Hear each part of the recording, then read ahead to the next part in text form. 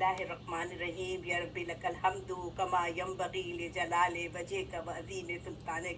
یقیناً تمام تعریفیں صرف اور صرف رب العزت ہی کو زیبا بے ہے۔ شک بے امین شک، تمام سبحان اہل اللہ. ذوق، اہل قلم، اہل فکر اور اہل نظر شعراء کرام اور شاعرات کو امریکہ سے تبسم محسن الوی کا سلام پہنچے۔ وعلیکم اور السلام ورحمۃ اللہ آپ سب وبرکاتہ. کو بزم آئینہ سخن انڈیا اور ماورا ورلڈ لٹریری فورم کی جانب سے خوش آمدید کہتی ہوں۔ اہلاً و سہلاً مرحبا، اور محفل کا آغاز رب کریم کے عظیم تر نام سے کرتے ہیں جس نے کائنات بنائی اور ساری تعریفیں اسی کو زیبا ہے۔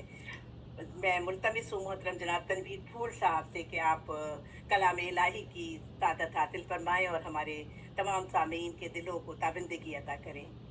جی بہت بہت شکریہ تبسم بہن، اور آپ سب کو سلام، السلام علیکم ورحمۃ اللہ وبرکاتہ. وعلیکم السلام ورحمۃ اللہ وبرکاتہ۔ تلاوت سماعت فرمائیے سورہ اخلاص کی تلاوت.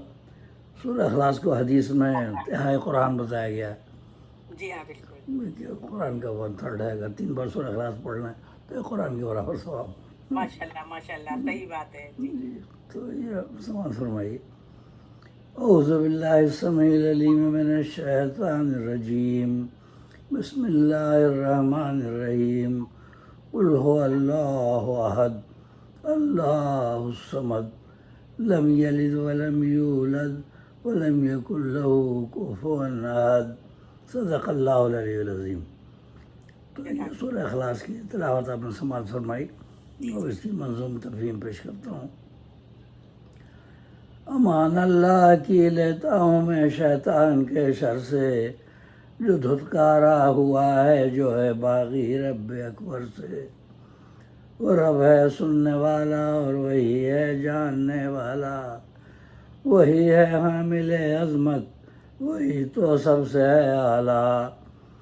اسی کے نام سے آغاز ہوتا ہے ہر ایک شے کا، اسی کے نام سے آغاز ہوتا ہے ہر ایک شے کا. جو بے حد رحم والا ہے، جو رحمانی میں ہے یکتا. بے شک جو بے حد رحم والا ہے، جو رحمانی میں ہے یکتا. آداب. بڑا ہی مہرباں ہے وہ ہے سب پر لطف عام اس کا، بڑا ہی مہرباں ہے وہ ہے سب پر لطف عام اس کا. اسے اللہ کہتے ہیں سکون جاں ہے نام اس کا، اسے اللہ کہتے ہیں سکون جاں ہے نام اس کا. دنیا میں سب پر لطف عام ہے، آخرت میں خاص لطف ہے اس کا. اسی لیے یہ فرمایا ہے کہ رحمان الدنیا و رحیم الآخرہ. دنیا میں لطف عام ہے سب پر، آخرت میں جو ہے وہ حساب کتاب کے بعد ہے. جی تو یہ سورہ اخلاص کی منظوم تفہیم پیش کرتا ہوں. جی عطا یہ کہتے ہیں ایک ہی معبود ہے، واحد ہے ذات اس کی. یہ کہتے ہیں ایک ہی معبود ہے، واحد ہے ذات اس کی. کرے جو بندگی رب کی، ہوئی بے شک نجات اس کی.